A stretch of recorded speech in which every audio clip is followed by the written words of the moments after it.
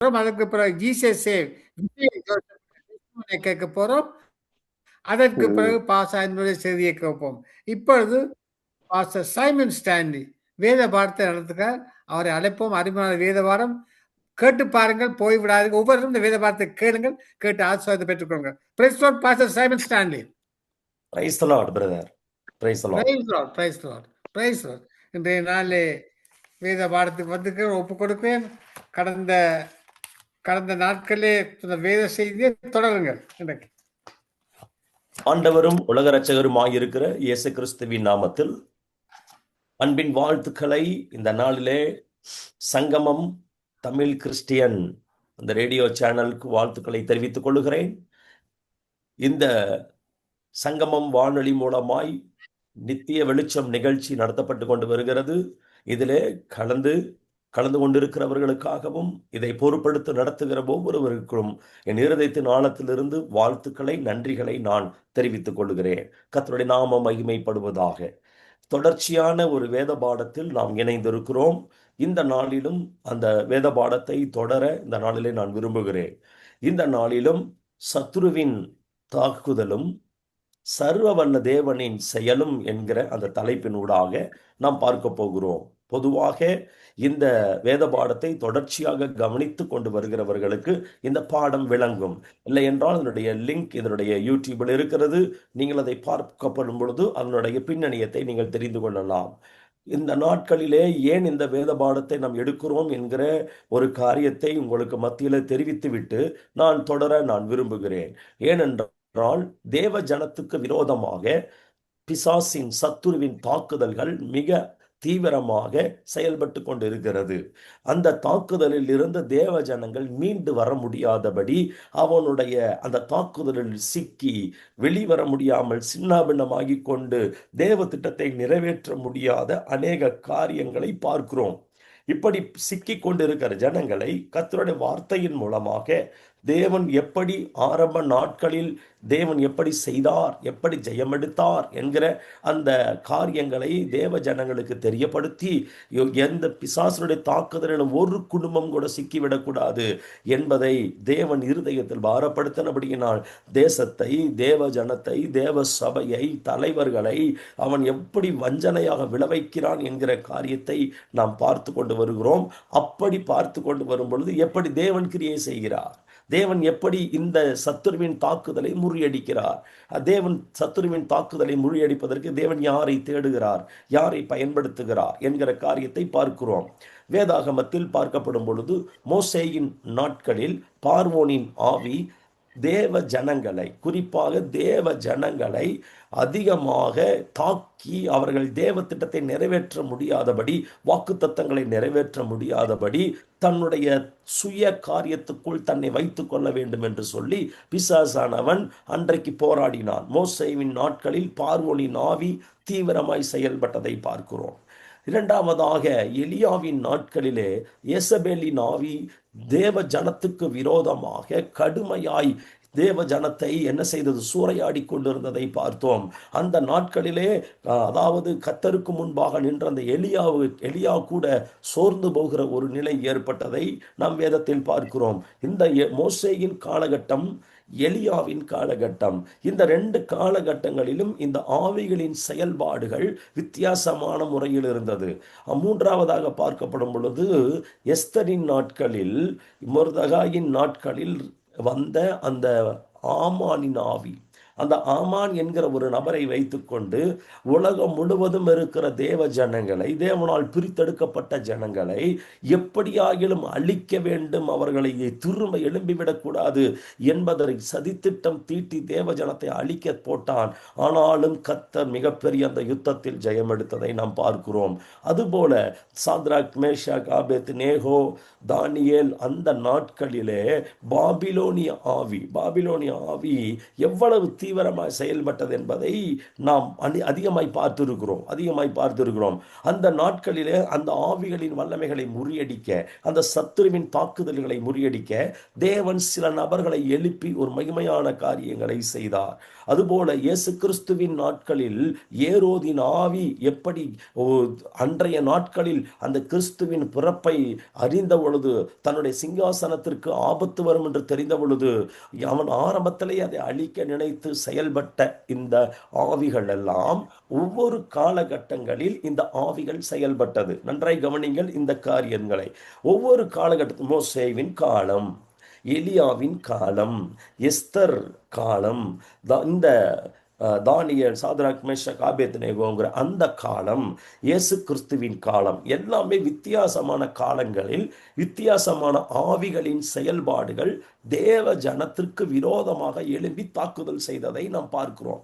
அன்றைய காலகட்டங்களிலே அங்கங்கே ஆண்டவர் ஆட்கள், தேவனுக்கு பிரியமானவர்களை எழுப்பி இந்த யுத்தத்தை செய்தார். இந்த யுத்தத்தை செய்து ஜெயம் எடுத்தார்.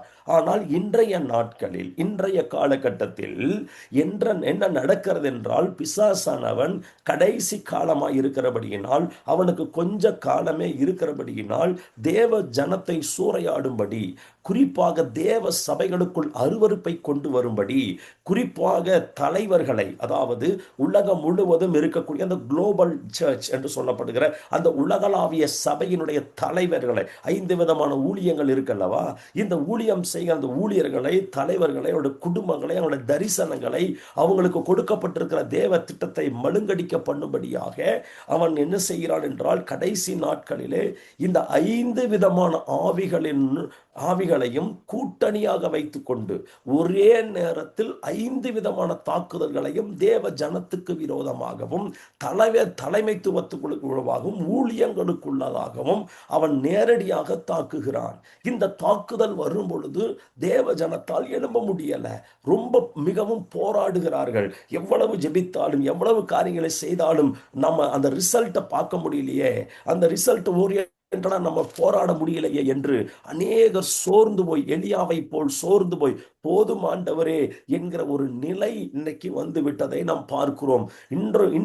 இன்னொரு காரியம் என்னவென்றால், முடிந்த அளவுக்கு போராடுவோம், இதற்கு மேல் கர்த்தர் செய்யட்டும் என்று சொல்லி நாம் வந்து விடுகிறோம். ஆனால் வேதாகமத்தில் ஆண்டவர் என்ன முறையை பின்பற்றினார், இந்த சத்துருவின் தாக்குதல்களை தேவன் எப்படி முறியடித்தார் என்பதை நாம் இன்றைய பாடத்தில் படிக்க போகிறோம். ஏற்கனவே இந்த பார்வோனின் ஆவி தேவ ஜனத்துக்கு விரோதமாக என்னென்ன காரியங்கள் செய்தது என்பதை யாத்திராகமம் புஸ்தகம் 1ஆம் அதிகாரத்தில் நாம் சில காரியங்களை கவனித்தோம். நன்றாக கவனியுங்கள். தேவன் நமக்கு வாக்குத்தத்தங்களை கொடுத்திருக்கிறார். நமக்கு தேவனுடைய உன்னதமான திட்டம் நம்மேல் இருக்கிறது. நன்றாக கவனியுங்கள். நான் 2 காரியங்களை மிக நேர்த்தியாக ஆழமாக நான் விதைக்க விரும்புகிறேன். 2 காரியங்கள். இந்த கல்லின் மேல் என் சபையை கட்டுவேன், பாதாளத்தின் வாசல்கள் அதை மேற்கொள்வதில்லை. இது தேவன் இந்த சபையின் மேல் சபைக்காக கொடுக்கப்பட்டிருக்கிற மிகப்பெரிய வாக்குத்தத்தம். இந்த கல்லின் மேல் என் சபையை கட்டுவேன், பாதாளத்தின் வாசல்கள் அதை என்ன செய்யாது, அது மேற்கொள்ளாது என்று ஆண்டவர் தெளிவாக தம்முடைய ஜனங்களுக்கு சொல்லுகிறதை நாம் பார்க்கிறோம். கர்த்தருடைய நாமத்திற்கு மகிமை உண்டாவதாக. ஏன் நான் இதை சொல்லுகிறேன் என்றால், நாம் இதை தெளிவாக விளங்கிக் கொள்ள வேண்டியது மிகவும் அவசியமாய் இருக்கிறது. இதை நாம் அறிந்து நாம் செயல்பட வேண்டும். ஆபகூக் 2ஆம் அதிகாரம் 14ஆம் வசனத்துல சொல்லப்படுகிறது, பூமி கர்த்தருடைய மகிமையை அறிகிற அறிவினால் நிறைந்திருக்கும். இந்த பூமிக்கு தேவனுடைய பரலோகத்தில் ஒரு திட்டம், கர்த்தருடைய மகிமையை அறிகிற அறிவு, இதில் நிறைந்திருக்க வேண்டும் என்பது தேவ திட்டம். ஆனால் பிசாசு என்ன செய்கிறான் என்றால், இந்த பூமி கர்த்தரை அறிகிற அறிவிலே அந்த வளர்ந்து விடக்கூடாது என்று சொல்லி உலகத்தையும், உலகத்தில் உள்ளவைகளையும், உலகத்தில் காணப்படுகிறவைகளையும் அவன் பிரம்மாண்டமாக காண்பித்து தேவ திட்டத்திலிருந்து தேவ ஜனங்களை விலக்கி அவன் என்ன செய்கிறான், மிகப்பெரிய காரியத்தை செய்து கொண்டு வருகிறான். சோ இந்த காரியத்தை தேவன் ஜனங்களுக்கு விலக்கி காட்டி, இந்த மோசேவின் நாட்களில் பார்வோனின் ஆவி என்ன செய்தது, அது எப்படி கிரியை செய்து கொண்டு இருக்கிறது என்பதை அதை சுருக்கமாக பார்த்து, தேவன் செய்த காரியங்களை கொஞ்சம் விளக்கமாக உங்கள் மத்தியில் பரிசுத்த ஆவியானவரின் துணையோடு உங்களோடு பேச விரும்புகிறேன். நாம் கவனித்து வேத வசனங்களை கவனித்து பார்க்கப்படும் பொழுது சில காரியங்களை நாம் விளங்கிக் கொள்ள கர்த்தர் நமக்கு கிருப தருவாராக. கர்த்தருடைய பரிசுத்தமுள்ள நாமத்திற்கு மகிமை உண்டாவதாக. பாருங்கள், என்னோடு கூட சேர்ந்து திருப்பிக் கொள்ளுங்கள். யாத்திராகமத்தின் புஸ்தகம் 2ஆம் அதிகாரத்திலே நாம் சில காரியங்களை நாம் பார்க்க போகிறோம். கர்த்தருடைய நாம மகிமைப்படுவதாக. 2ஆம் அதிகாரம், 3ஆம் அதிகாரம், தொடர்ந்து ஒரு 8 அதிகாரங்களிலே அநேக காரியங்கள் இருக்கிறது. அதில் சில காரியங்களை மாத்திரம் நான் கொஞ்சம் அழுத்தி நான் சொல்ல விரும்புகிறேன். ஏனென்று கேட்டால், நாம் வேதாகமத்தை படிக்கிற அந்த கண்ணோட்டம் மிக முக்கியமாய் காணப்படுகிறது. பிசாசானவன் இந்த பார்வோனை பயன்படுத்தி, யோசேப்பை அறியாத அந்த பார்வோனை பயன்படுத்தி இந்த தேசத்தை பார்க்கிறான். பார்க்கப்படும் பொழுது என்ன மிகப்பெரிய காரியமாய் இருக்கிறது. இங்கு ஒரு இஸ்ரவேலர் என்கிற ஒரு கூட்டம், ஒரு பலத்து இருக்கிறதே, அவர்கள் ஏராளமாய் பெருகி இருக்கிறார்களே. திடீரென்று ஒரு யுத்தம் வந்தால், அவர்கள் எதிரிகளோடு சேர்ந்து பண்ணினால் நம்மளுடைய நிலைமை என்ன ஆகிறது? அதனால் இவர்களை இப்படியே விட்டால் நமக்கு ஆபத்து, இவர்களை இப்படியே வைத்தால் நம்முடைய சிங்காசனத்திற்கு, நம்முடைய ஆளுகைக்கு ஆபத்து என்று சொல்லி இந்த இஸ்ரவேலர்கள் பெருகக்கூடாது, இந்த இஸ்ரவேலர்கள் அவர்கள் என்ன செய்யக்கூடாது, அவர்கள் வளரக்கூடாது என்பதிலே தீவிரம் காட்டி அழிக்க நினைத்தான். தேவ ஜனத்தை அழிக்க நினைத்தான். இப்படி அழிக்க நினைக்கிறான். ஆனால் இந்த தேவ ஜனத்தின் மேல் தேவனுடைய வாக்குத்தத்தம் இருக்கிறது. நன்றாக கவனிக்கணும். தேவ ஜனத்தின் மேல் தேவனுடைய வாக்குத்தத்தம் இருக்கிறது. அந்த வாக்குத்தத்தத்தை நிறைவேற்ற ஆண்டவர் துடித்துக் கொண்டிருக்கிறார். அந்த வாக்குத்தத்தத்தை நிறைவேற்றக்கூடாதபடி அழிக்க வேண்டும் என்று பிசாசானவன் யாரை பயன்படுத்துகிறான்? பார்வோனை பயன்படுத்துகிறான். இந்த மிகப்பெரிய யுத்தம் நடக்கிறது. இந்த யுத்தத்தில் என்னென்ன காரியங்கள் நடந்தது என்பதை நான் ரத்தின சுருக்கமாக நான் சொல்ல விரும்புகிறேன். கர்த்தருடைய பரிசுத்தமுள்ள நாமத்திற்கு மகிமை உண்டாவதாக. யாத்திராகமம் 8ஆம் அதிகாரத்துக்கு நேராக வந்து ஒரு காரியத்தை நான் காட்டிக் கொடுக்கிறேன். யாத்திராகமம் 8ஆம் அதிகாரம் 25ஆம் வசனத்திலிருந்து பார்க்கப்படும் பொழுது, அப்பொழுது பார்வோன் மோசேயையும் ஆரோனையும் அழைப்பித்து, நீங்கள் போய் உங்கள் தேவனுக்கு தேசத்தில் தானே பலியிடுங்கள் என்றான். அதற்கு மோசே, அப்படி செய்யத்தகாது, எங்கள் தேவனாகிய கர்த்தருக்கு நாங்கள் எகிப்தியருடைய அருவருப்பை பலியிடதாயிருக்குமே. எகிப்தியருடைய அருவருப்பை நாங்கள் அவர்கள் கண்களுக்கு முன்பாக பலியிட்டால் எங்களை கல்லறிவார்கள் அல்லவா? நாங்கள் வனாந்தரத்தில் 3 நாள் பிரயாணம் போய் எங்கள் தேவனாகிய கர்த்தர் எங்களுக்கு விதிக்கிறபடியே அவருக்கு பலியிடுவோம் என்றார்கள். நன்றாக கவனிங்க. இந்த வசனத்தை படிக்கப்படும் பொழுது இதுல என்ன இருக்கு, இதுல பெரிதான காரியம் என்ன இருக்கிறது என்று நாம் யோசிப்போம். என்னவென்று கேட்டால், ஆராதனை செய்ய வேண்டும், ஆராதனை நீங்கள் செய்யுங்கள், ஆனால் அந்த ஆராதனை என்னுடைய கட்டுப்பாட்டுக்குள் இருக்க வேண்டும் என்று பார்வோன் சொல்லுகிறான். நன்றாக கவனிங்க. நீங்கள் ஆராதிக்கலாம், எங்கே தேசத்திலே இங்கே ஆராதித்துக் கொள்ளுங்கள். ஆண்டவர் சொல்லுகிறார், இங்கிருந்து புறப்பட்டு போக வேண்டும். எகிப்தின் அடிமைத்தனத்தில் இருந்து அவர்கள் விடுதலையாகி வெளியே போக வேண்டும் என்பது தேவ திட்டம். ஆனால் சத்துருவின் திட்டம் என்னவென்று கேட்டால், நீ வெளியே போகக்கூடாது, உள்ளேயே ஆராதித்துக் கொள். அப்போ என்னன்னா, ஆராதனையை மனிதனுடைய கட்டுப்பாட்டுக்குள் கொண்டு வருவது பிசாசுடைய திட்டம். இந்த காரியம் உலகளாவிய சபைகளை எடுத்துக்கொள்ளுங்கள். இவ்வுலகம் முழுவதும் இருக்கிற சபையை, ஆராதனை முறையை இன்னைக்கு யாருடைய கட்டுப்பாட்டுக்குள் இருக்கிறது? ஒரு பெந்தேகோஸ்தே சபை எடுத்துக்கலாம். பெந்தேகோஸ்தே அல்லாத சபைகளை நீங்கள் எடுத்துக்கொள்ளுங்கள். நாம் ஒரு சிந்தனை வைத்து பாருங்கள். ஆராதனை முறையை, என்ன பாட்டு பாட வேண்டும், என்ன வசனத்தை வாசிக்க வேண்டும், எதை பிரசங்கிக்க வேண்டும் என்பது யாரால் தீர்மானிக்கப்படுகிறது? மிகப்பெரிய சபைகள் ஏற்கனவே கொடுக்கப்படும், அந்த போர்டில் இருக்கும், இந்த பாட்டை தான் பாட வேண்டும், இந்த சங்கீதத்தை தான் வாசிக்க வேண்டும், இதைத்தான் பிரசங்கிக்க வேண்டும் என்பது மனிதர்களால் தீர்மானிக்கப்படுகிறது. என்றைக்கு தேவனுடைய சபையில் தேவனுடைய வார்த்தை கொடுக்கப்படாமல் மனிதனுடைய ஆலோசனை நிறைவேறுகிறதோ, அங்கே இந்த பார்வோனின் ஆவியின் செயல்பாடுகள் தீவிரமாய் இருக்கிறது என்று அர்த்தம்.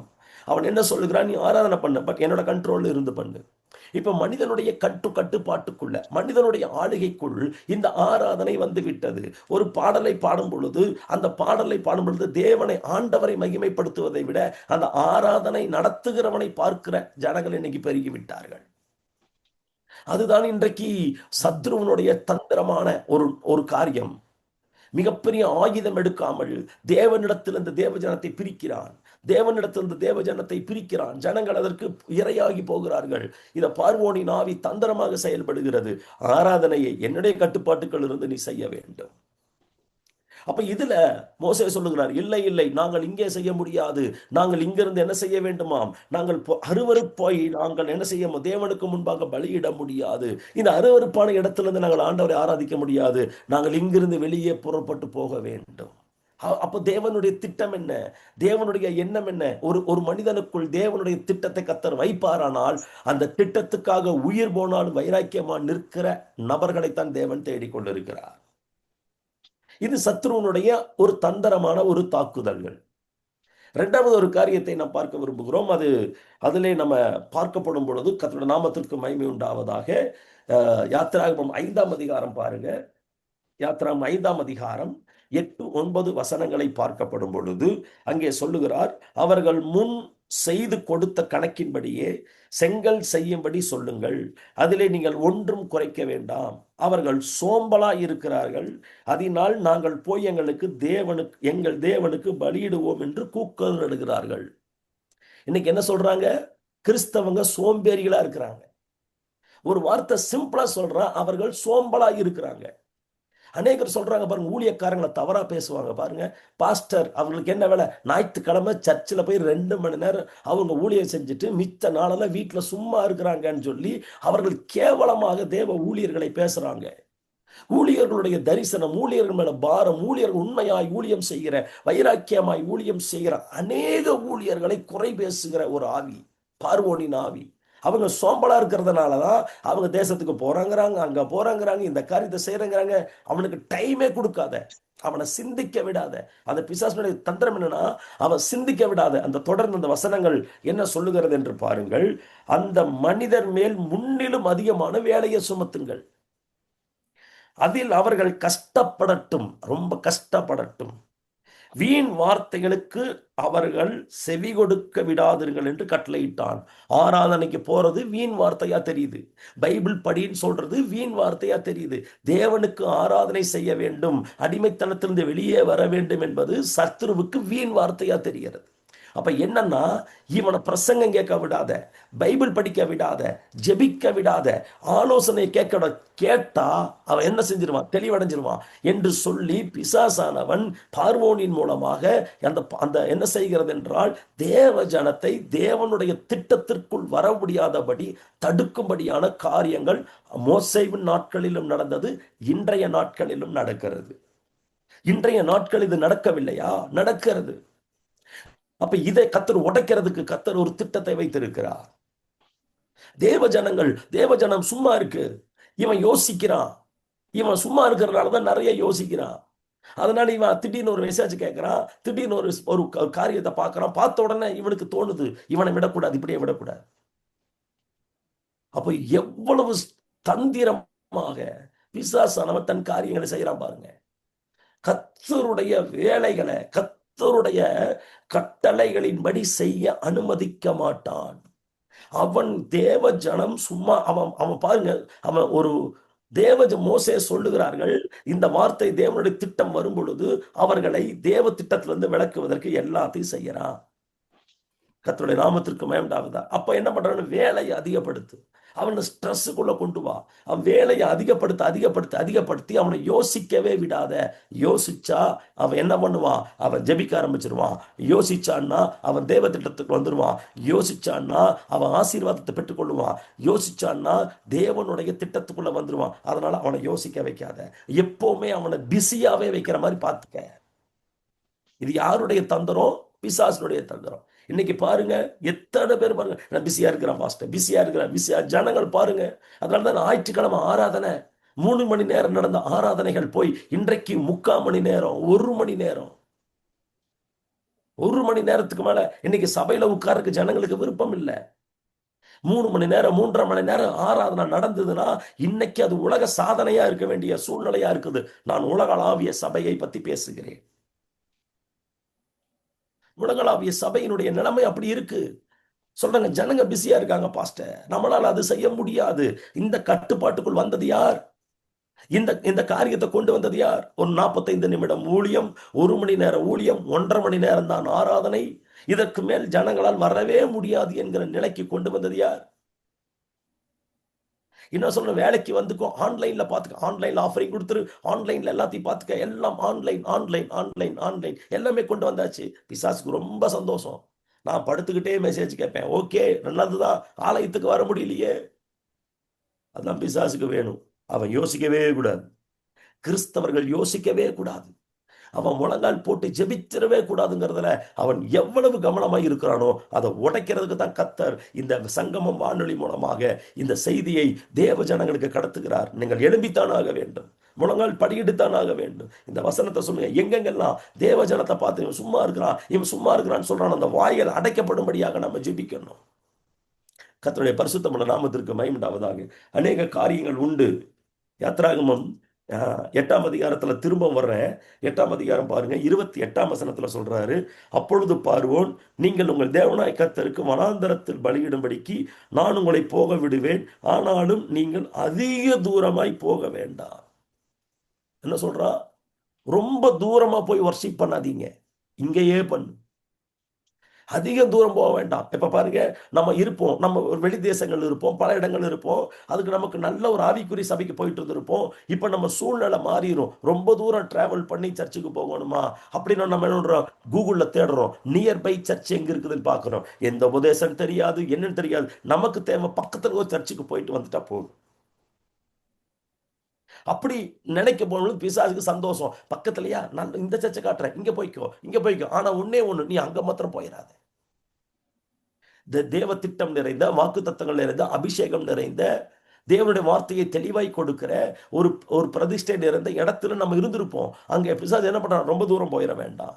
நம்ம வீட்டில் சொல்லுவாங்க பாருங்க, ரொம்ப தூரம் வேண்டாங்க, மாசத்துக்கு ஒரு முறை நம்ம போய்க்கலாம், ஆனா பக்கத்துல இருக்கிற சர்ச்சுக்கு நம்ம இங்க போய்க்கலாம், கம்யூனியனுக்கு அங்க போய்க்கலாம், நம்ம இங்க போய்க்கலாம். இது என்ன ஆவி தெரியுமா? பார்வோனின் ஆவி. பார்வோனின் ஆவி. எத்தனை குடும்பங்கள், பிள்ளைகளை மாத்திரம் நீ அங்க போய்க்க, பெற்றோர்கள் நீங்க இங்க போய்க்க. நான் உலகளாவிய சபையை மையப்படுத்தி நான் பேசிக் கொண்டிருக்கிறேன். உலக குளோபல் சர்ச், உலகளாவிய கிறிஸ்தவர்கள், தேவ ஜனங்களை எப்படி பிசாசு தந்திரமாக டாக்டிஸ் பண்றான். பக்கத்திலேயே போய்க்கோ, இங்க ஒரு சர்ச், இங்க ஒரு சர்ச், இங்க ஒரு சர்ச். தமிழ்நாட்டில் பாருங்க, பிள்ளைகள் நல்ல ஆவிக்குரிய சபையில வளருவாங்க, வேலைக்காக பட்டணங்களுக்கு வருவாங்க. பட்டணங்களுக்கு வரும்போது அவங்களுக்கு ஞாயிற்றுக்கிழமை வேலை இருக்கும், அந்த வேலை பகல்ல வேலை செஞ்சுட்டு சொல்லுவாங்க, பக்கத்துல ஏதாவது ஒரு சர்ச் இருக்கான்னு பாருமா, ரொம்ப தூரத்துல போறோம்னா, ஆவிக்குரிய சபையெல்லாம் தூரத்துல இருக்கு. அப்படியா? இல்ல இல்ல, பக்கத்துல ஏதாவது ஒரு சிஎஸ்ஐ சர்ச்சோ ஏதோ ஒரு சர்ச் இருந்தாலும் போய் ஜஸ்ட் அட்டென்ட் பண்ணிக்கோ. ஒரு தலைமுறையை நமக்கு எடுத்துட்டோம். இது என்ன ஆவி? பார்வோனின் ஆவி. மோசேவின் நாட்களில் தீவிரமடைந்த அதே ஆவி இன்றைக்கும் தேவ ஜனங்களை தேவனிடத்திலிருந்து பிரிக்கும்படியாக, தேவ திட்டத்திலிருந்து பிரிக்கும்படியாக போராடி கொண்டு இருக்கிறது. இதை எல்லாத்தையும் அழிக்கிறதுக்கு தான் கர்த்தர் உங்களுக்கும் எனக்கும் வசனத்தை காட்டி கொடுக்கிறார், எப்படி இந்த ஆவிகள் வேலை செய்கிறது. கர்த்தர் நாமத்திற்கு மகிமை உண்டாவதாக. யாத்திராகமம் 10ஆம் அதிகாரம் 10ஆம் வசனத்தை பாருங்கள். அவன் என்ன சொல்லுகிறான் பாருங்க. 10ஆம் அதிகாரம் 10ஆம் வசனத்தில் சொல்லப்படுகிறது, அப்பொழுது அவன், நான் உங்களையும் உங்கள் குழந்தைகளையும் எப்படி விடுவேனோ அப்படியே கர்த்தர் உங்களோடு இருப்பாராக, எச்சரிக்கையாயிருங்கள், உங்களுக்கு பொல்லாப்பு நேரிடும். அப்படி வேண்டாம், புருஷராகிய நீங்கள் போய் கர்த்தருக்கு ஆராதனை செய்துங்கள், இதுதானே நீங்கள் விரும்பி கேட்டது என்று சொன்னான். அப்ப என்னன்னா, குழந்தைகளை அனுப்பாத, நீ போறதுனா போ, குழந்தைகளை விட மாட்டேன். கிட்ஸ், குழந்தைகளை. அந்த பார்வோனின் ஆவி மோசேவின் நாட்கள்ல என்ன பண்ணுதுன்னா, நீ போய் குழந்தைகளை விட மாட்டேன். அப்ப அந்த குழந்தைகளை என்ன செய்யணும், விடக்கூடாத அளவுக்கு பிடிக்கிறான். அப்படின்னா அடுத்த தலைமுறை தேவனிடத்தில் வருவதை விரும்பாத ஒரு பொல்லாத ஆவி. ஒரு அப்ப என்னன்னா, ஆண்டவர் தலைமுறை தலைமுறையாக வாக்கு தத்தங்களை வச்சிருக்கிறாரு, தலைமுறை தலைமுறையாக தேவ திட்டத்துக்குள்ள கத்தர் வச்சு காரியங்கள் செய்யறாரு. பிசாசானவனும் தலைமுறையை தேவனிடத்திலிருந்து பிரிக்கிறதுக்கு போராடுறான். அப்ப நம்ம எங்க போனாலும், வேர்ல்டு வைடு எந்த சபைக்கு போனாலும், நம்ம குடும்பமா, பிள்ளைகளோட குடும்பமா தேவ சமூகத்துல போய் நில்லுங்க, தேவ சமூகத்துல போய் நில்லுங்க. பெற்றோர் ஒரு ஆராதனைக்கும் பிள்ளைகள் ஒரு ஆராதனைகளுக்கும் அப்படி போக வேண்டாம், பிரிஞ்சு போக வேண்டாம், ஒன்னா போயிங்க. தேவ சமூகத்துல ஆண்டவரை மகிமைப்படுத்தி பாடி துதித்து வார்த்தைகளை பெற்று கொண்டு அபிஷேகத்தின் நிறைவோட வந்து பாருங்க, பிசாசின் வல்லமைகளை அழிக்க முடியும். அப்ப குடும்பங்களையும் உறவுகளையும் பெற்றோரையும் பிள்ளையும் பிரிக்கிற ஒரு பொல்லாத ஆவியின் செயல்பாடுகள் நம்ம பார்க்கிறோம். 10ஆம் அதிகாரம் 24ஆம் வசனத்துல பார்க்கப்படும் பொழுது இப்படியாக சொல்லுகிறான், அப்பொழுது பார்வோன் மோசேயை அழைப்பித்து, நீங்கள் போய் கர்த்தருக்கு ஆராதனை செய்யுங்கள், உங்கள் ஆடுகளும் உங்கள் மாடுகளும் மாத்திரம் நிறுத்தப்பட வேண்டும், உங்கள் குழந்தைகள் உங்களுடன் போகலாம். இப்ப என்ன பண்றான்னா, கொஞ்சம் நான் உங்களுக்கு என்ன கொடுக்குறேன், கொஞ்சம் வழி கொடுக்குறேன், குழந்தைகளை கூட்டிட்டு போய்க்கிங்க. பாருங்க, இந்த குழந்தைகளை கூட்டிட்டு போக வேண்டாம் அப்படிங்கும் போது ஆண்டவர் அங்க ஒரு யுத்தம் பண்றாரு. அதை நான் பின்னாடி நான் வரேன். அப்ப என்ன பண்றான்னு, பிசாசு என்ன பண்றான்னா, அந்த யுத்தத்துல தேவன் கிரியை செய்யப்படும் பொழுது கொஞ்சம் லூஸ் விடுறான். ஆனால் எப்படி பண்றான் பாருங்க, அங்க மெட்டீரியல் எடுத்துட்டு போயிடக்கூடாது. அப்போ என்னன்னா, நம்மளுடைய பலனை, நம்முடைய ஆதாயத்தை அவன் திருடுகிறான். இது பிசாசனுடைய தந்திரங்கள், பிசாசுடைய தாக்குதல்கள். இப்படித்தான் அவன் செய்வான். அவன் மிகப்பெரிய ஆயுதத்தை எடுத்துக்கொண்டு நமக்கு நேரா சண்டை போடுறன்ட்டு வரமாட்டான். இவன் எப்பொழுதும் தந்திரமாக இவன் தேவ ஜனத்தை தேவனிடத்திலிருந்து பிரிக்கிறதுக்கு கடுமையாக போராடுகிறான். நிச்சயமாய் சொல்லுகிறேன், உலகம் முழுவதும் தேவ ஜனங்கள் இந்த பார்வோனின் ஆவியினுடைய வல்லமையின் தாக்குதலால் சிக்குண்டு தேவ திட்டத்துக்குள் வர முடியாதபடி போராடி கொண்டு இருக்கிறார்கள். இந்த போராட்டத்தின் மத்தியிலே தேவனுடைய செயலை குறித்து நான் கொஞ்சம் உங்களோடு பேச விரும்புகிறேன். என்னோடு கூட சேர்ந்து திருப்புங்கள். தேவனுடைய செயலை கொஞ்சம் பாருங்கள். எப்படி இருக்கிறது என்றால், யாத்ராகமம் 2ஆம் அதிகாரத்தில் பார்க்கப்படும் பொழுது இப்படியாக சொல்லப்படுகிறது, லேவியின் குடும்பத்தாரில் ஒருவன் லேவியின் குமாரத்திகளில் ஒருத்தியை விவாகம் பண்ணினான். அந்த வார்த்தை எவ்வளவு அழகான வார்த்தை பாருங்க.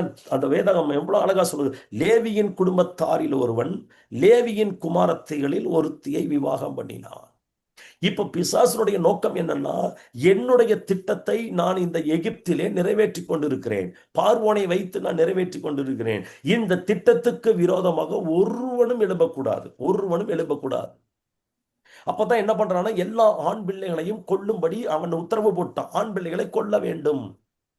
ஆண்கள் அதை கடந்து எதற்கு ஆண் பிள்ளைகளை கொல்ல வேண்டும் என்பதை போன எபிசோட்ல இதுல பேசி இருக்கிறேன், நீங்கள் கேட்டு பாருங்கள். கர்த்தருடைய நாமத்திற்கு மகிமை உண்டாவதாக. அப்போ ஆண்டவர், அந்த பிசாசானவன் எவ்வளவு தந்திரமாய் கிரியை செய்யப்படும் பொழுது ஆண்டவர் பாருங்க இந்த லேவி கோத்திரத்தை தேர்ந்தெடுக்கிறார். நன்றாக கவனிங்க, லேவி கோத்திரத்தை. அப்ப ஏன் இந்த லேவி கோத்திரத்தை கர்த்தர் தேர்ந்தெடுத்தார் என்பதை நான் கடைசியாக சொல்ல விரும்புகிறேன். அப்போ தேவனுடைய திட்டத்திற்கு பயன்படுத்தப்பட்ட சில நபர்கள், தேவனுடைய சத்துருவின் தாக்குதலுக்கு தேவன் பயன்படுத்தின சில நபர்கள். முதலாம் நபர் யார் என்றால், மோசேயினுடைய தகப்பன், மோசேயினுடைய தாய். இந்த மோசேயினுடைய தகப்பன் யார், இந்த மோசேயினுடைய தாய் யார் என்பதை நாம் கொஞ்சம் என்ன செய்ய வேண்டும், பார்க்க கர்த்தர் நம்முடைய கண்களை கர்த்தர் திறப்பாராக. கர்த்தர் நாமத்திற்கு மகிமை உண்டாவதாக. ஏன் நான் இந்த காரியத்தை உங்கள் மத்தியில் சொல்லுகிறேன் என்றால், நீங்களும் நானும் விளங்கிக் கொள்ள வேண்டும். யாத்திராகமம் 6ஆம் அதிகாரம். இந்த 6ஆம் அதிகாரத்தில் வரும் பொழுது 20ஆம் வசனம் சொல்லுகிறது, அம்ராம் தன் அத்தையாகிய யோகேபேத்தை விவாகம் பண்ணினான். அம்ராம் தன் அத்தையாகிய யோகபேத்தை விவாகம் பண்ணினான். அவள் அவனுக்கு ஆரோனையும் மோசேயையும் பெற்றான். அப்ப மோசேயினுடைய அப்பா பேர் என்ன, மோசேயினுடைய அம்மா பேர் என்ன? மோசேயினுடைய அப்பா பேர் அம்ராம், மோசேயினுடைய அம்மா பேரு யோகபேத். இந்த யோகபேத்துக்காக நான் ஒரு சல்யூட் பண்ணுகிறேன். தேவனுடைய திட்டத்துல மறைந்திருந்த இந்த லேவி கோத்திரத்தை ஆண்டவர் செலக்ட் பண்ணி இந்த யோகபேத்துக்குள்ள தேவன் ஒரு விசேஷித்த ஆவியை கொடுக்கிறார். அவர்களுக்கு ஒரு குழந்தை பிறக்கிறது. அந்த குழந்தையை அவள் தேவனுடைய விசுவாச திட்டத்தில் அவள் வைத்து பாதுகாக்கிறாள். எத்தனையோ குழந்தைகள் செத்து கொண்டு இருக்கிறது, எத்தனையோ பிள்ளைகள் அழுது மரணப்பிடியில் இருக்கிறார்கள். ஆனாலும் எனக்கு கொடுத்த பிள்ளையை நான் தேவ திட்டத்துக்கு கொடுப்பேன், எனக்கு கொடுக்கிற பிள்ளையை தேவனுடைய திட்டத்திற்கு நான் கொடுப்பேன். சத்துருவின் தாக்குதல்கள் தேவ ஜனத்துக்கு விரோதமாக எழும்பி இருக்கப்படும் பொழுது இந்த தேவ ஜனத்தினுடைய பாதுகாப்புக்காக, தேவ ஜனத்தினுடைய விடுதலைக்காக என் பிள்ளையை நான் கொடுக்கிறேன் என்று சொல்லி 3 மாதம் அவன் ஒளித்து வைத்தாள் என்று வேதம் நமக்கு காட்டி கொடுக்கிறது. யோகபேத், இந்த யோகபேத்துகள் இன்றைக்கு வேண்டும். இன்றைக்கு யோகபேத்துகள் எழும்ப வேண்டும். உலகம் முழுவதும் யோகபேத்துகள் எழும்ப வேண்டும். தரிசனமுள்ள ஒரு தாய், தரிசனமுள்ள தாய் ஆண்டவர் செலக்ட் பண்றாரு. சத்துருவின் தாக்குதலுக்கு ஆண்டவர் எங்கிருந்து ஆட்களை எடுக்கிறார்? லேவி கோத்திரத்திலிருந்து எடுக்கிறார். அந்த யோகபேத் வசனம் சொல்லுகிறது, 2ஆம் வசனம், 2ஆம் அதிகாரம் 2ஆம் வசனம், யாத்திராமத்துல, அந்த ஸ்திரீ யோகபேத் கர்ப்பவதியாகி ஒரு ஆண் பிள்ளையை பெற்று அது அழுவுள்ளது என்று கண்டு அதை 3 மாதம் ஒளித்து வைத்தாள். சட்டம் சொல்லப்படுகிறது கொல்ல வேண்டும். இவள் சொல்லுகிறான் ஒளித்து வைத்தாள். யோகபேத், அவளுக்குள் ஒரு பாரம், ஒரு அழகுள்ள பிள்ளை பிறந்திருக்குது. என் குழந்தையை நான் சத்துருவுக்கு இரையாக விடமாட்டேன் என்கிற யோகபேத்கள் எழும்ப வேண்டும். நீங்க எத்தனை பேர் நமக்கு பிள்ளைகள் மேல நம்ம கவனம் வைக்கிறோம்? நமக்கு பிள்ளை கிடைச்சிட்டாங்க, ஒரு டாக்டர் ஆயிட்டாங்க, ஒரு இன்ஜினியர் ஆயிட்டாங்க, ஒரு உலக வேலையில உன்னத வேலைக்கு வரணும், ஒரு ஹையர் பொசிஷனுக்கு வரணும், நல்ல இடத்துல இருக்கணும்னு விரும்புகிறோம். ஆனால் தேவ திட்டத்துக்கு என் பிள்ளை பயன்பட வேண்டும் என்று எத்தனை பெற்றோர்கள் விரும்புகிறோம்? ஆண்டவர் என்ன பண்றாருன்னா, பரலோகத்திலிருந்து ஒரு குடும்பத்தை கர்த்தர் செலக்ட் பண்றாரு. அந்த குடும்பத்திலிருந்து பாருங்க, அந்த யோகபேத்துக்கு ஒரு விசேஷித்த அபிஷேகம், அந்த யோகபேத்துக்குள்ள விசேஷித்த ஒரு பாரம். எத்தனையோ பிள்ளைகள் இருக்கிறாங்க, எத்தனையோ பெண்கள் இருக்கிறாங்க. ஆனா இந்த பெண்ணுக்கு மாத்திரம் என்ன, என் பிள்ளை நான் விழமாட்டேன், நான் அவளை பாதுகாப்பேன், தேவ திட்டத்துக்காக அவளை வைப்பேன். தேசம் முழுவதும் எதிர்ப்பு. எல்லாரும் தன் பிள்ளைகளை ஏதோ ஒரு காரியத்திற்காக பயன்படுத்துகிறார்கள். ஆனால் இந்த யோகபேதோ தன் பிள்ளையை விசேஷமாக தேவனுடைய சவாலான திட்டத்துக்கு பயன்படுத்துகிறார். கர்த்தருடைய நாமத்துக்கு மகிமை. அந்த 3 மாதத்துக்கு பிற்பாடு அந்த குழந்தையை வைத்தால் ஆபத்து என்று தெரிந்தவுடனே அந்த குழந்தையை நைல் நதியில் விடுகிறாள். ஒரு நாணல் பெட்டியில் வைத்து விடுகிறாள். அங்கே அவள் அந்த அந்த அந்த பெட்டியில் அந்த குழந்தை போய்கொண்டிருக்கும் பொழுது அங்கே பார்வோனின் குமாரத்தி, அங்கே ஒருத்தியை தேவன் சந்திக்கிறார். நன்றாக கவனிங்க. பார்வோனின் குமாரத்தி, தேவனுடைய திட்டத்தில் 3வது நபர் பார்வோனின் குமாரத்தி. அந்த குழந்தை அழகுள்ளது என்று கண்ட பொழுது அந்த இடத்துல 4வதாக கர்த்தர் ஒரு நபரை பயன்படுத்துகிறார். அந்த நபர் பேரு மிரியாம். மோசேனுடைய தமக்கை மிரியாமை தேவனுடைய திட்டத்துக்குள் கொண்டு வருகிறார். கர்த்தருடைய நாமத்திற்கு மகிமை உண்டாவதாக. இந்த மிரியாம் தேவனுடைய திட்டத்துக்குள் வந்த பொழுது, தேவனுடைய திட்டத்துக்குள் வருகிறார்கள். அந்த மிரியாம் ஓடுகிறாள். ஓடி போய் அந்த பார்வோனின் குமாரத்தின் இடத்துல பேசுகிறாள். இந்த குழந்தையை வளர்த்தி கொண்டு வருவதற்கு நான் உங்களுக்கு உதவி செய்யட்டுமா? இந்த குழந்தைக்கு பால் கொடுப்பதற்கு நான் உதவி செய்யட்டுமா என்று சொன்ன மாத்திரத்தில் அங்கே அவள் கர்த்தருடைய நாமத்திற்கு மகிமை உண்டாவதாக. இந்த வசனத்தை படித்த பொழுது என் இருதயம் சந்தோஷத்தால் நிறைந்தது. அந்த பார்வோனின் குமாரத்தி என்ன சொன்னால் தெரியுமா? யாத்திராகமம் 2ஆம் அதிகாரத்தில் சொல்லுகிறாள். அதை திறந்த போது 6ஆம் வசனம் சொல்லுகிறது, பிள்ளையை கண்டால் பிள்ளை அழுதது, அவள் அதன் மேல் இரக்கமுற்று, அந்த வார்த்தை கவனிங்க, இரக்கமுற்றாள். ஆண்டவர் சொல்றார், எதிரியினுடைய எல்லைக்குள், எதிரியினுடைய கோட்டைக்குள் தேவனுடைய திட்டம் நிறைவேறுவதற்கு தேவன் என்ன செய்யணும்? எதிரினுடைய எல்லைக்குள்ளேயே தேவன் தம்முடைய ஆட்களை அனுப்புகிறார். இதுதான் தேவனுடைய செயல். எப்படி தேவன் செயல்படுகிறார் என்பது வெளியரங்கமாய் யாருக்கும் தெரியாது. ஆனால் அவர் ரகசியமாய் காரியங்களை செய்கிறார். சத்துருவனுடைய எங்கே சட்டம் பிறக்கிறதோ, எங்கே பார்வோனுடைய ஆவி தலைமை பீடம் இருக்கிறதோ, அந்த தலைமை பீடத்துக்குள்ளேயே தேவன் தம்முடைய திட்டத்தை நிறைவேற்றும்படி காரியங்களை செய்கிறார். அவள் இரக்கமுற்று அந்த பிள்ளை, இது எபிரேய பிள்ளைகளில் ஒன்று. கவனிங்க, எபிரேய பிள்ளைகளில் ஒன்று.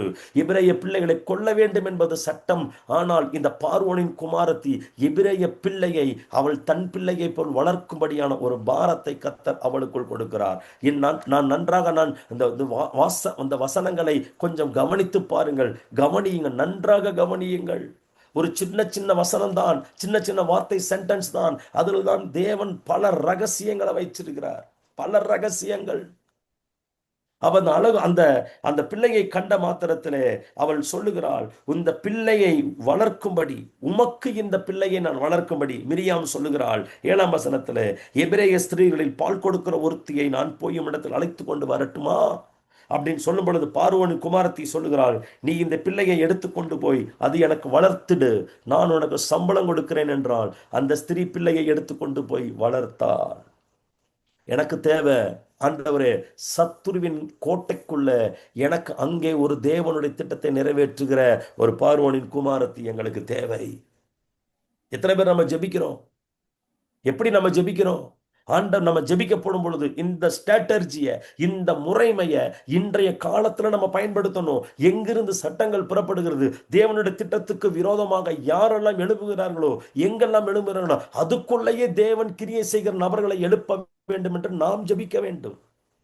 ஆண்டவர் அங்கிருந்து தான் நமக்கு ஆட்களை கொடுக்க போகிறார். சத்துரு எங்கே தன் திட்டத்தை நிறைவேற்றுகிறானோ அதே இடத்திலிருந்து தேவன் தம்முடைய வல்லமையை நிரூபித்து காட்டுவதற்கு ஆண்டவர் போராடி கொண்டிருக்கிறார்.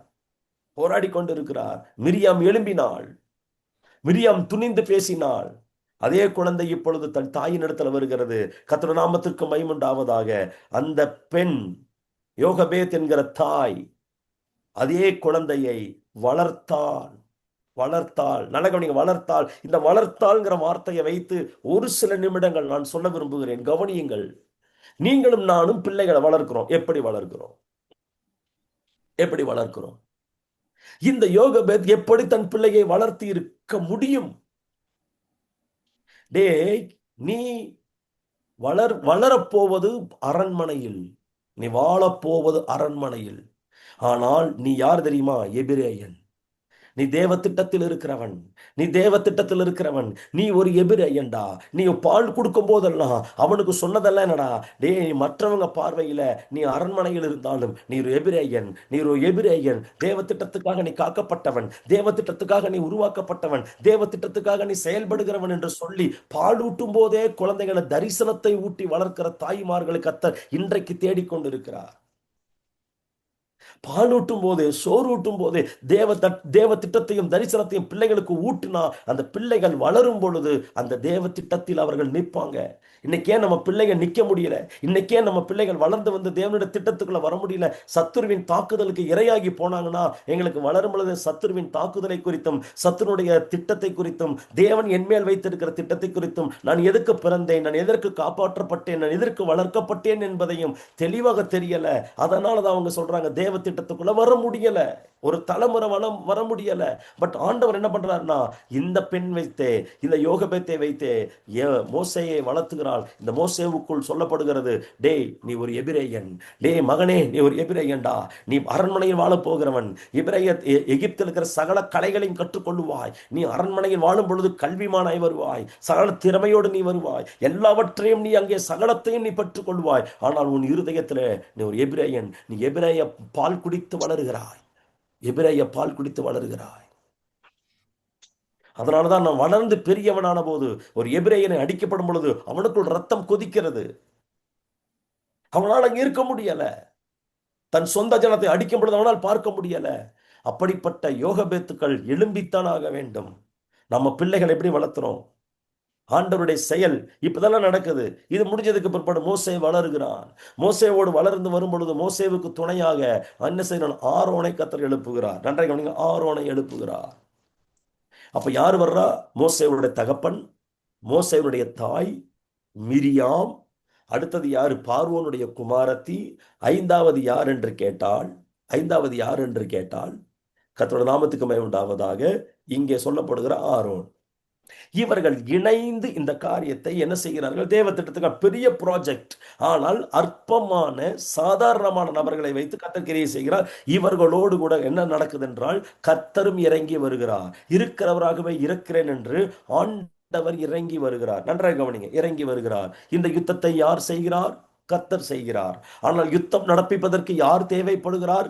மனிதர்கள் தேவைப்படுகிறார்கள். இந்த மனிதர்கள் எப்படிப்பட்டவர்களாய் இருக்க வேண்டும்?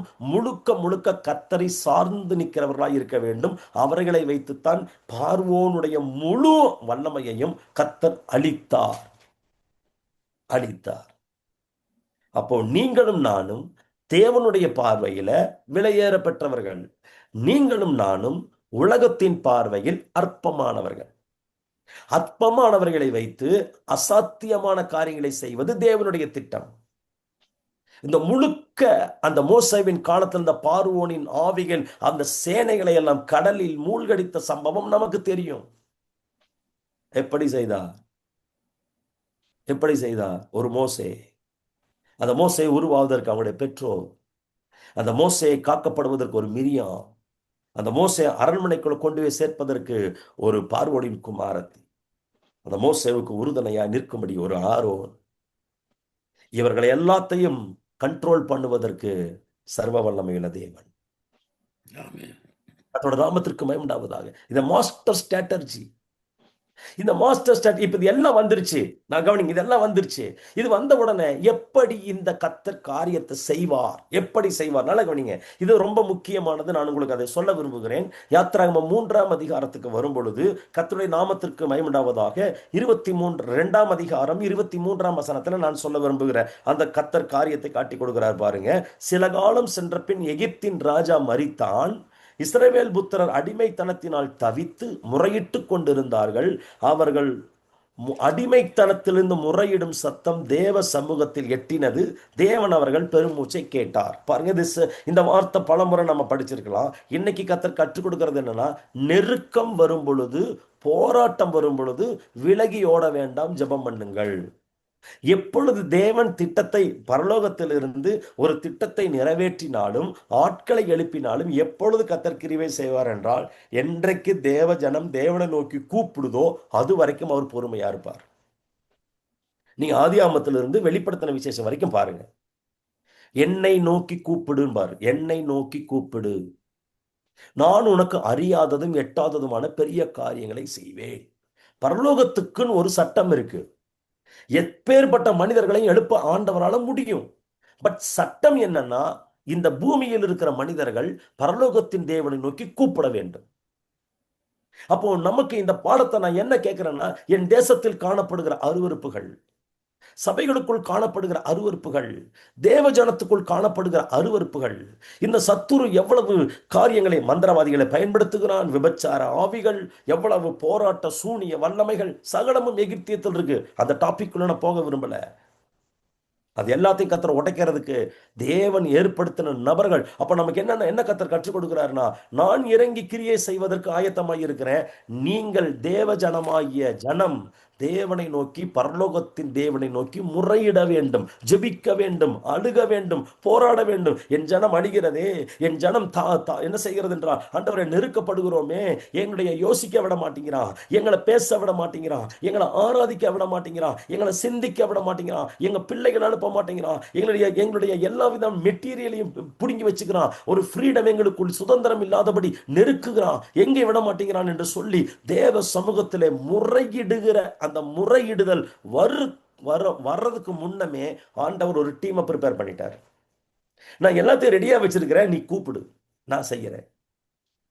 தேவஜன் அப்ப நமக்கு என்ன, ஜெபிக்கணும். அப்ப நம்ம தேவனை நோக்கி கூப்பிடணும். நான் இறங்கி வர்றேன், உன் சத்தத்தை கேட்டு நான் உதவி செய்யறேன்னா, பூமியில் இருந்து பரலோகத்தை நோக்கி கூப்பிடுகிற சத்தம்.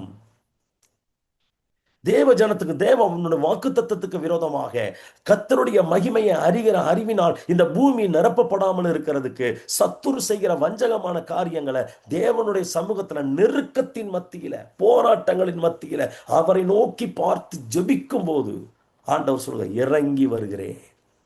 அவர் இறங்கி வருவதற்கு முன்பாகவே ஆண்டவர் ஆல்ரெடி ஒரு டீமை ப்ரிப்பேர் பண்ணிட்டாரு. அப்ப சொல்ல, ஆண்டவரே நாங்க யாருப்பா, எங்களுடைய சூழ்நிலை என்ன, எங்களுடைய வாழ்க்கை முறை என்ன, எப்படி? ஒரு சம்பவத்தை நான் சொல்ல விரும்புறேன். ஆதியாகமத்தின் புஸ்தகம் 29ஆம் அதிகாரத்துக்கு திருப்புங்க. ஆதியாகமம் 29. அங்கே யாக்கோப்புக்கு அவன் நேசித்து திருமணம் செய்த ஒரு பெண் இருக்கிறாள், ராகேல். நேசித்து, யாக்கோப்பு நேசித்து திருமணம் செய்த ராகேல்.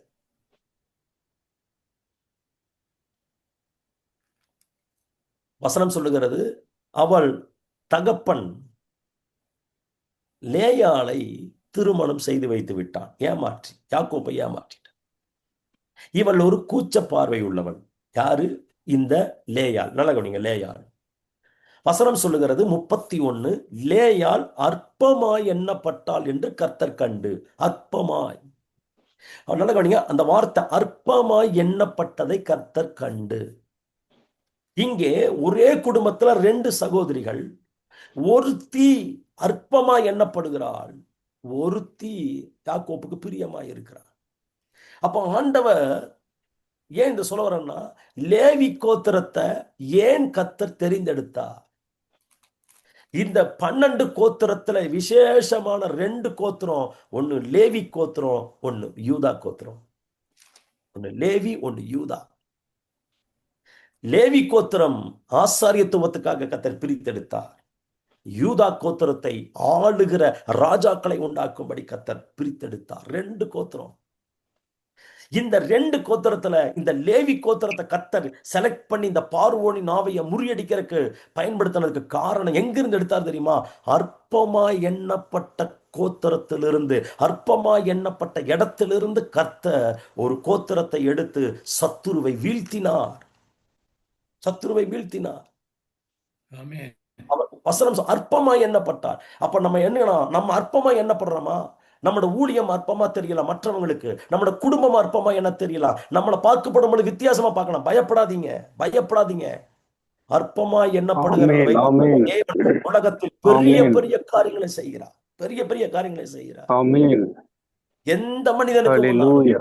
எந்த இடத்துக்கு முன்னாலும் நான் அற்பமா இருக்கிறேன் யாரு சொன்ன நம்ம மனசுல நினைக்க வேண்டாம். ஆண்டவர் சொல்றாரு, உலகம் உங்களை அற்பமா எண்ணலாம், யார் வேணாலும் உங்களை அற்பமா எண்ணலாம். ஆண்டவர் சொல்றாரு, என் பார்வையில் நீ விலையேற பெற்றவள், என் பார்வையில் நீ சாதிக்க பிறந்தவள், என் பார்வையில் உன் மூலமாய் நான் ராஜாக்களை ஆளுகிறவர்களை எழுப்பி சத்துருவின் வல்லமையில் உடைக்கும்படியான ஒரு கூட்டத்தை நான் எழுப்புவேன் என்று தான் கர்த்தர் பேசுகிறார்.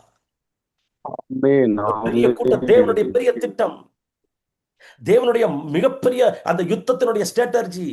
அற்பமானவர்கள், பைத்தியமானவர்கள், இழிவானவர்கள், அவர்களை வச்சுதான் ஆண்டவர் ஒரு பெரிய காரியத்தை செய்யறார். அவருடைய மாஸ்டர் பிளான் அங்கதான் இருக்கு. கர்த்தருடைய பரிசுத்தமுள்ள நாமத்திற்கு மகிமை உண்டாவதாக. அப்போ ஆண்டவர் இந்த கோத்திரத்திலிருந்து, அற்பமாய் எண்ணப்பட்ட இந்த கோத்திரத்திலிருந்து கர்த்தர் யாரை பிரித்தெடுத்தார்? அந்த லேவி கோத்திரத்தை பிரித்தெடுத்தார். யூதா கோத்திரத்தை கர்த்தர் பிரித்தெடுத்தார். அது பின்னால பார்க்க போறோம். இந்த லேவி கோத்திரத்துல இருந்து ஒரு மோசே, ஒரு ஆரோன், ஒரு மிரியாம் தேவனுடைய உன்னத திட்டத்துக்காக கர்த்தர் அந்த கோத்திரத்திலிருந்து பிரித்தெடுத்தார். எல்லாரும் நினைச்சாங்க, இல்ல இல்ல இந்த அற்பமா எண்ணப்பட்ட கோத்திரத்துல இருந்து வர்றதுக்கு வாய்ப்பு இல்ல, எல்லாம் இந்த இந்த இவளுடைய வாழ்க்கையில தான் வருவாங்க, ராகேலுடைய சந்ததியிலிருந்து வரும் பிசாசு நினைச்சிட்டு இருந்தான். ஆனா ஆண்டவருடைய பார்வை, உன் நினைவுகள் வேறு, என் நினைவுகள் வேறு.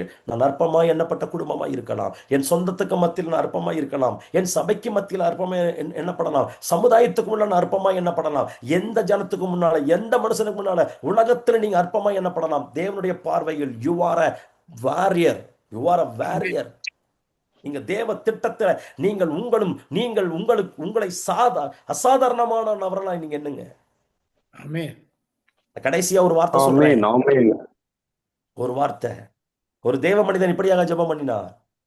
ஆண்டவரே, அசாதாரணமான காரியத்திற்கு நீர் என்னை அழைத்து தெரிந்திருந்தும், சொல்றேன் பாருங்க, தேவனே அசாதாரணமான காரியத்தை செய்வதற்கு என்னை அழைத்து தெரிந்திருந்தும் நான் சாதாரணமாய் வாழ்ந்ததற்கு என்னை மன்னியும் ஆண்டவரே என்று ஜெபித்தார். நான் இப்பவும் சொல்றேன், நீங்கள் சாதாரணமாய் வாழுவதற்கென்று அழைக்கப்பட்ட கூட்டம் அல்ல. நாம் அசாதாரணமான காரியங்களை தேசத்தில் செய்வதற்கு தேவனால் தெரிந்தெடுக்கப்பட்ட கூட்டம். மோசேவின் நாட்களில் பார்வோனின் ஆவி எவ்வளவு தேவஜனத்தை சூறையாட நினைத்து தந்திரமான திட்டங்களை கொண்டு வரும்போது ஆண்டவர் ஒரு மிகப்பெரிய ஸ்ட்ராட்டஜியில கர்த்தர் ஒரு டீமை ஏற்படுத்தி அவர்களை வச்சு தேவஜனத்தை ஜெபிக்க வச்சு, ஜெபிக்கிறதன் மூலமாய் பரலோகத்திலிருந்து ஆண்டவர் இறங்கி வந்து கர்த்தர் ஒரு மெகா பிளான ஜனங்களை நிக்க வச்சு அவர் காரியத்தை செய்தார். ஆண்டவருக்கு தேவை, நீ யுத்தம் பண்றதுக்கு நின்னுட்டா போதும், நான் வேலை செய்யறேன். யுத்த களத்துல நீ நின்னுட்டா போதும், உனக்காக நான் இறங்கி வந்து வேலை செய்யறேன். எனக்கு நிக்கிறவர்கள் தேவை, பயப்படுகிறவர்கள் அல்ல, நிக்கிறவர்கள். இந்த சங்கமம் வானொலி மூலமாய் இந்த உலகத்திற்கு, தேவ ஜனங்களுக்கு ஒரு சத்தம், தைரியமா நில்லுங்க. வாக்கு தத்தம் நம்ம மேல இருக்கிறது, அபிஷேகம் நம்ம மேல இருக்கிறது. தேவ திட்டத்தில் நான் பிறந்திருக்கிறேன், தேவ திட்டத்தில் நான் உருவாக்கப்பட்டிருக்கிறேன். என் தாய் என்னை வளர்த்தி இருக்கிறது, தேவனுடைய திட்டத்திற்காக என்னை வளர்த்தி இருக்கிறார். ஆமென். தேவ திட்டத்துக்காக வளர்த்தி இருக்கிறார். கடைசியாக ஒரு வசனத்தை நான் சொல்லி முடிக்க போறேன். எபிரேயருக்கு எழுதின நிருபம், அங்கே சொல்லப்பட்டிருக்கிற அந்த எபிரேயர் நிருபம் ஆக்கியோன் எப்படி அவர் எழுதுகிறார் பாருங்க. கர்த்தருடைய பரிசுத்தமுள்ள நாமத்திற்கு மகிமை உண்டாவதாக. 11ஆம் அதிகாரம் என்று நினைக்கிறேன். எபிரேயர் 11ஆம் அதிகாரத்தில் சொல்லப்படுகிறது, கர்த்தருடைய நாமத்திற்கு மகிமை உண்டாவதாக. 23ஆம் வசனம் சொல்லுகிறது, எபிரேயர் 11:23, மோசே பிறந்த போது அவனுடைய தாய் தகப்பன்மார், அந்த இடத்துல வந்துட்டாங்க பாருங்க, தாய் தகப்பன்மார் அவனை அழகுள்ள பிள்ளை என்று கண்டு அந்த வார்த்தை விசுவாசத்தினாலே ராஜாவினுடைய கட்டளைக்கு பயப்படாமல் 3 மாதம் ஒளித்து வைத்தார். Powerful parent, powerful parent. அவனுடைய விசுவாச குடும்பம், அம்மாவுக்கு ஒரு விசுவாசம், அப்பாவுக்கு விசுவாசம். ராஜாவின் கட்டளைக்கு பயப்படாமல் இருக்க ஒரு தைரியம் நிறைந்த பெற்றோர் அவளை 3 மாதம் ஒழித்து வைத்தால். இப்படிப்பட்ட பெற்றோர்கள் உலகத்தில் எழும்ப வேண்டும். உங்க பிள்ளைகளை தலையில கைய வைங்க. You are a chosen person. You are noted person. சத்துருவின் தாக்குதலை முறியடிக்கும் தெரிந்து கொள்ளப்பட்டவன்டா. பிள்ளைகளை வளர்த்தும் போது ஒரு தலைமுறையை எழுப்புவோம். அந்த நாட்கள்ல நீ படிடா, நல்லா வளர்ந்து சமுதாயத்துல மேலவா வந்து தேவன திட்டத்துக்காக நீ பயன்படு. ஆமென். கண்களை மூடி நம்ம ஜெபிக்க போறோம். ஆமென். சங்கமம் வானொலி மூலமாய் இந்த சத்தத்தை கேட்கிற ஒவ்வொருவரையும் ஆண்டவர் எழுப்பணும். இந்த சத்தம் எந்தெந்த தேசங்களுக்குள் போகுது, எந்தெந்த மனுஷனை எந்தெந்த குடும்பத்தை தொடுதோ அந்த குடும்பங்களை மோசை எழும்பணும், மிரியாம் எழும்பணும், ஆரோன்கள் எழும்பணும். மோசையினுடைய பெற்றோர்கள் தாய் தகப்பனை போல தாய் தகப்பன்மார் எழும்பணும், வாலிபர்கள் எழும்பணும், சிறு பிள்ளைகள் எழும்பணும், தேவ திட்டத்துக்கு கதறி எடுக்கிற ஒரு கூட்டம் எழும்பணும். பெருமூச்சு தேவனுடைய சமூகத்தை அசைக்கிற ஒரு ஜெபம், கூடி ஜெபிக்கிற ஜெபம், நெருக்கத்தின் மத்தியில போராட்டத்தின் மத்தியில நெருங்கி போராடி ஆண்டவரை இறங்கி எங்களுக்கு கிரியை செய்தல் ஆக வேண்டும் என்கிற ஒரு ஜெப சேனை, தேவ சுவாந்தமத்தை அசைக்கிற ஒரு ஜெப சேனை எழும்ப வேண்டும். எழும்புனா அப்படின்னு சொன்னா சிம்பிளா அடிச்சிருவேன். ஆமென். சிம்பிளா மோசையின் நாட்களில் பார்வோனின் ஆவியை அமிழ்த்தினது போல் இந்த நாட்களில் உலகம் முழுவதும் தேவ ஜனத்துக்கு தேவ சபைக்கும் விரோதமாக எழும்புகிற பார்வோனின் ஆவியின் வல்லமைகள் நொறுக்கப்படும். அடுத்த வாரத்தில் எசபேலின் ஆவியை குறித்து நம்ம பார்க்க போறோம். எலியாவின் நாட்களில் அந்த ஆவி என்ன செய்ததென்றும் அந்த ஆவியை முறியடிக்க தேவன் எடுத்த முறைமையையும் நாம் பார்க்க போறோம். அது என்டையர்லி டிஃபரெண்டா இருக்கும். மொத்தமும் ஒரு பயங்கரமான ஒரு காரியம் இன்றைக்கு நடக்கிறத லிட்டரலா கத்தர் அன்னைக்கு அந்த ஆவி என்ன செய்து எழுதி வைத்திருக்கிறார். கண்களை மூடி நம்ம ஜெபிக்கலாம். ஒரு நிமிடம் நாம் கண்களை மூடி ஜெபிக்க போகிறோம். ஆண்டவரே, ஒரு நல்ல தாய் தகப்பன்மார்கள் எழும்ப வேண்டும். ஆண்டவரே, தரிசனமுள்ள தாய் தகப்பன்மார்கள், பயப்படாத தாய் தகப்பன்மார்கள், விசுவாசமுள்ள தாய் தகப்பன்மார்கள், தேவனுடைய திட்டத்திற்கு பயன்படுகிற அற்பமாய் எண்ணப்பட்ட ஒரு கோத்திரம், அற்பமாய் எண்ணப்பட்ட இடத்திலிருந்து உருவாகி வந்த ஒரு கூட்டம், ஆனால் தேசத்தை அசைத்தது, சரித்திரம் படைத்தது, ஒரு மிகப்பெரிய காரியத்தை செய்தது போல நாங்களும் அற்பமாய் எண்ணப்படுகிற கூட்டம். ஆனால் இந்த உலகத்தினுடைய எழுப்புதலுக்கு நாங்க தான் ஆண்டவரே, சத்துருடைய தாக்குதலை முறியடிக்கிற கூட்டத்தில் நாங்க இருக்கிறோம் என்கிற ஒரு சவால் நிறைந்த ஒரு கூட்டத்தை எழுப்பி விடுவதற்கு உங்களையும் என்னையும் கர்த்தர் பார்க்கிறார். ஜெபிக்கலாமா? ஹல்லேலூயா. தேவனே, ஒரு ஆண்டவரே உம்முடைய வல்லமை பலமாய் இந்த சேனல் மூலமாய் இறங்கட்டும். ஆண்டவரே, சங்கமம் வானொலி மூலமாய், நித்திய வெளிச்ச நிகழ்ச்சி மூலமாய் பார்த்து கொண்டிருக்கிற ஒவ்வொருவர் மேலும் தேவனுடைய வல்லமை பலமாய் இறங்கி கிரியை செய்யட்டும். நாங்கள் ஜெபிக்கிறோம். ஆண்டவரே, மோசேவின் நாட்களில் பார்வோனின் ஆவி எவ்வளவு தந்திரமாய் செயல்பட்டது என்றும் அந்த வல்லமைகளை என் ஆண்டவர் முறியடிக்கும்படி எடுத்த ஆண்டவர் அந்த முறைமைகளை நாங்கள் பார்த்து நாங்கள் துதிக்கிறோம். உங்க நாமத்தை மகிமைப்படுத்துகிறோம். ஆண்டவரே, இந்த பூமி கர்த்தரை அறிகிற அறிவினால் நிறைந்திருக்கும். இந்த கல்லின் மேல் என் சபையை கட்டுவேன், பாதாளத்தின் வாசல்கள் மேற்கொள்ளாது என்று சொல்லி ஆபிரகாமுக்கு கொடுத்த வாக்குத்தத்தத்தை நிறைவேற்றி ஜெயித்து காட்டினீரே. பார்வோனுடைய சேனைகள், அவனுடைய ஆண்டவரை சுதந்திர யுத்த வீரர்கள் அனைத்தையும் கடலிலே மூழ்கடிக்க பண்ணி ஆண்டவரே அது எழும்ப முடியாதபடி பண்ணினீரே. அதனுடைய ராஜ்யத்தை அழித்தீரே, அதன் வல்லமையின் கூறுகளை உடைத்தீரே. ராஜா, அந்த நாட்கள் திரும்ப வராதா? ஒவ்வொரு குடும்பமும் எழும்பாதா?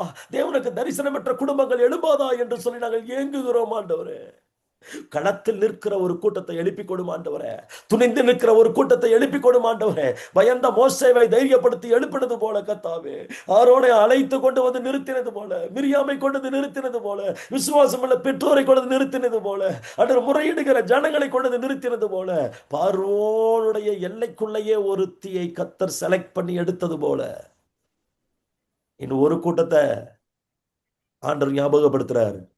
ஆண்டவரே, தேவனுடைய திட்டத்தில் 1ஆம் அதிகாரத்தில் மருத்துவச்சிகளை தேவன் எடுத்து கையில் எடுத்தார். எபிரேய மருத்துவச்சிகள் தேவனுடைய திட்டத்துக்கு பயன்படுத்தார்கள். ஆண்டவர் மெடிக்கல் டிபார்ட்மெண்ட் தேவனுடைய கட்டுப்பாட்டுகள் எடுத்தார்.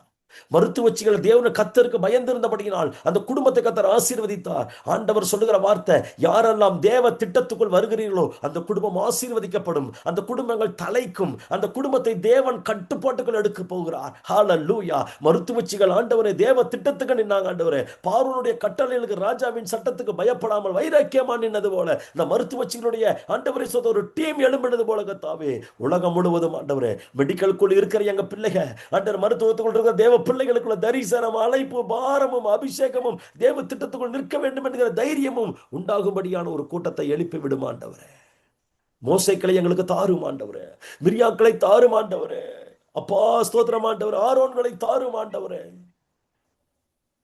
மோசேனுடைய தாய் தகப்பன்மாரை போல பெற்றோர்களை தாரும். ஆண்டவரே, இந்த பார்வோனின் சேனையை மூழ்கடித்து செங்கடல் அழுத்தினது போல தேவ சபைக்கு விரோதமாய், தேவ ஜனத்துக்கு விரோதமாய், ஊழியங்களுக்கு விரோதமாய் எழும்பி இருக்கிற சகல வல்லமைகளும் வானத்துக்கும் பூமிக்கும் சர்வதிகாரம் அடைத்த நசரேயனாகிய இயேசுவின் அதிகாரமுள்ள நாமத்தினாலே சங்காரம் பண்ணப்படுவதாக நாங்கள் ஜெபிக்கிறோம். சத்தத்தை கேட்டு ஜெபித்துக் கொண்டிருக்கிற ஒவ்வொரு மேலும் விசேஷித்த வல்லமையின் கரம் நீட்டப்படும்படியா நான் ஜெபிக்கிறேன். காத்துக்கொள்ளுங்க. சங்கமம் வானொலிக்கா ஜெபிக்கிறேன். இதுல பணிபுரிகிற ஒவ்வொருவருக்கா ஜெபிக்கிறேன். கண்கள் திறக்கப்படுவதாக, விசேஷமாய் அபிஷேகம் அவர்களை ஆளுகை செய்யட்டும் நான் ஜெபிக்கிறேன். இந்த சத்தத்தை கேட்கிற கேட்க போகிற ஒவ்வொருவரையும் நம்முடைய முழு கட்டுப்பாட்டுகள் கொடுக்கிறோம், காத்துக்கொள்ளும். இரட்சகர் இயேசுவின் நாமத்தில் ஜெபிக்கிறோம் எங்கள் ஜீவனுள்ள நல்ல பிதாவே. ஆமென், ஆமென். ஆமென், ஆமென். நன்றி பாஸ்டர். சத்துருவின் தாக்குதலுக்கு தேவன் எப்படி முயற்சிக்க என்பதை மிக தெளிவாக இந்த கல்லின் மேல் சபையை கட்டுவே என்ற தலைப்பில் அருமையான ஒரு வெளிப்பாட்டை கொடுத்தீங்கள். மிகவும் ஆச்சரியமா இருந்த பாஸ்டர். கர்த்தர் உங்களை ஆசீர்வதிப்பார்கள். அடுத்த செவ்வாய்க்கிழமை ஹாலிடே நடைபெற மாட்டார். அடுத்த திங்கட்கிழமை அடுத்த Okay. செவ்வாய்க்கிழமை நடைபெற மாட்டார். கர்த்தர் உங்களை ஆசீர்வதிப்பாராக. இந்த உங்களுடைய செய்தி 97 ரேடியோல கனெக்ட் பண்ணி இருக்கிறோம், கேட்டுக்கொண்டிருக்கிறார்கள். அதுக்காக தேவனுக்கு நன்றி சொல்றேன். உங்களுக்கு நன்றி சொல்றேன். கர்த்தர் உங்களை ஆசீர்வதிப்பாராக. ஆமென், ஆமென், ஆமென். ஆமென், ஆமென், ஆமென். Thank you, thank you.